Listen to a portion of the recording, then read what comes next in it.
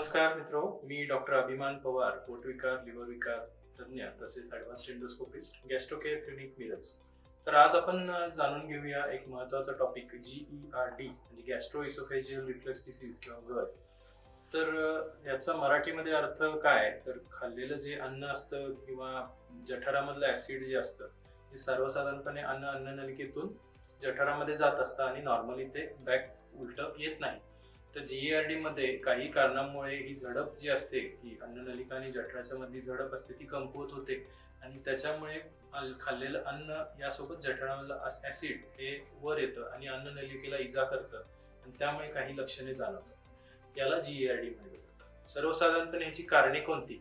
तर GERDची सर्वात याचं कारण म्हणजे जी झडप असते अन्ननलिका आणि जठर यामधली, त्याला आपण लोअर इसोफेजियल स्फिंक्टर असं म्हटलं जातं. तर ही झडप कमकुवत झाल्यामुळे खाल्लेलं जे अन्न ते रिव्हर्स येतं.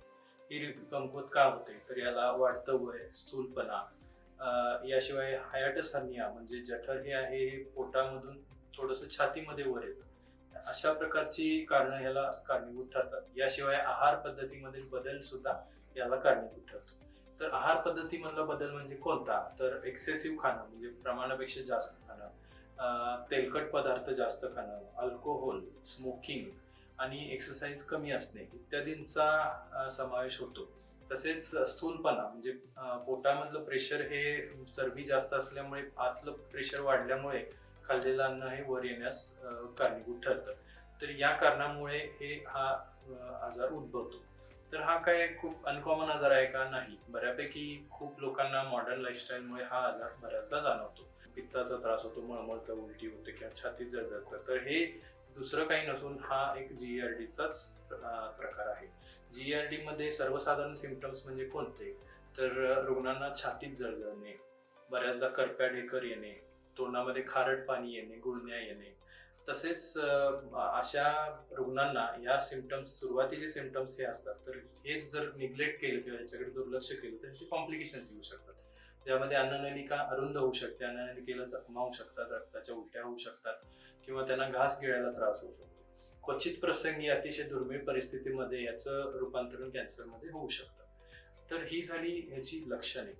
तर याला आपण टाळू शकतो का? तर हा GERD होऊ नये म्हणून काही गोष्टी असतात ज्या आपल्या हातात असतात, तर काही गोष्टी आपल्या हातात नसतात.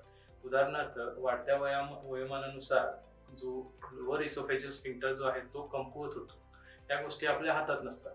त्याला आपण फक्त ट्रीटमेंट देऊ शकतो. पण काही गोष्टी आपल्या हातात असतात. उदाहरणार्थ आहार पद्धतीमधला बदल, अल्कोहोल आणि स्मोकिंग टाळणे, वजन कमी करणे, नियमितपणे व्यायाम करणे, याशिवाय हेल्दी लाईफस्टाईल ज्याच्यामध्ये गडबडीत जेवण न करणे, कोल्ड ड्रिंक्स किंवा जे एरेटेड ड्रिंक्स आहे याचं प्रमाण कमी ठेवणे, अति मेदयुक्त म्हणजे मटन, बीफ, पोर्क, याशिवाय फास्ट फूड ज्यामध्ये पिझ्झा, बर्गर इत्यादींचा समावेश होतो, हे पदार्थ कमीत कमी ठेवणे आणि तळलेले गोष्टी म्हणजे तेलात बुडवून तळलेल्या गोष्टी ज्याच्यामुळे हे वाढू शकतं, हे पदार्थ कमी ठेवणे.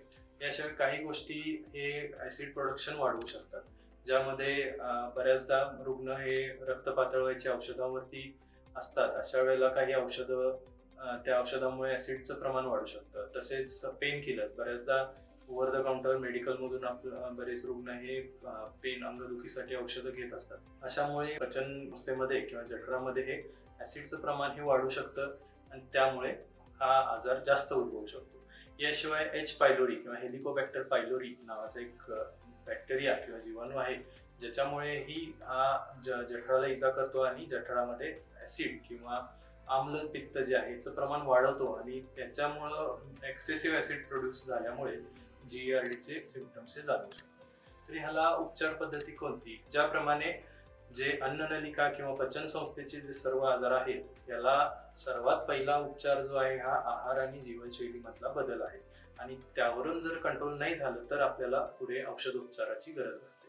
तर कोणते उपचार हे केले जातात? तर यामध्ये जेवण बरोबर न खाणे, जेवणाचं प्रमाण नियंत्रित ठेवणे किंवा थोड्या थोड्या प्रमाणात जास्त वेळा जेवण खाणे, जेवणामध्ये चरबीयुक्त किंवा खूप मसालेदार पदार्थ टाळणे, रेड मीटचं सेवन कमी करणे, अल्कोहोल आणि धूम्रपान याचं प्रमाण कमी असणे किंवा टाळणे यांचा समावेश होतो.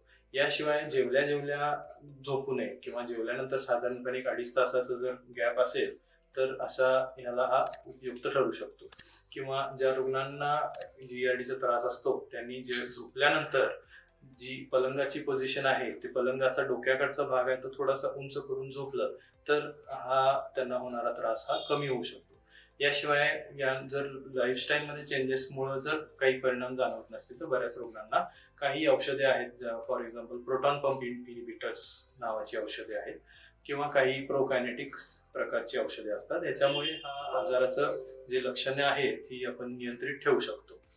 आणि काही रुग्णांना याचे कॉम्प्लिकेशन्स, फॉर एक्झाम्पल अन्ननलिका अरुंद होणे किंवा त्यानंतर बॅरेट्स इसोफॅगस नावाचा एक प्रकार असतो ज्यामध्ये अन्ननलिकेचं आवरण हे बदललं जातं आणि त्याचा पुढे परिणाम काही बऱ्याच वर्षांनंतर त्याचं रूपांतरण कॅन्सरमध्ये होऊ शकतं. तर अशा रुग्णांना बऱ्याचशा एंडोस्कोपिक थेरपी, उदाहरणार्थ अन्ननलिका रुंद करणं किंवा बॅरेट्स इसोफॅगसला काही एका पद्धतीने जाळून त्याचा उपचार हा आपण करू शकतो. तर त्यामुळे ज्या रुग्णांना असा हा त्रास जाणवतो आणि आठवड्यातून 2 पेक्षा जास्त वेळा जर त्यांना हा ऍसिडिटी किंवा हा प्रकार जर जाणवत असेल तर त्यांनी पोटविकार तज्ञांना संपर्क साधणं गरजेचं आहे. हा व्हिडिओ तुम्हाला आवडला असेल तर प्लीज लाईक करा, शेअर करा आणि सबस्क्राईब करा. अधिक माहितीसाठी www.gastrocaregalaxy.com या संकेतस्थळाला भेट देऊ शकता आणि खालील दिलेल्या नंबरवरती संपर्क साधू शकता. धन्यवाद.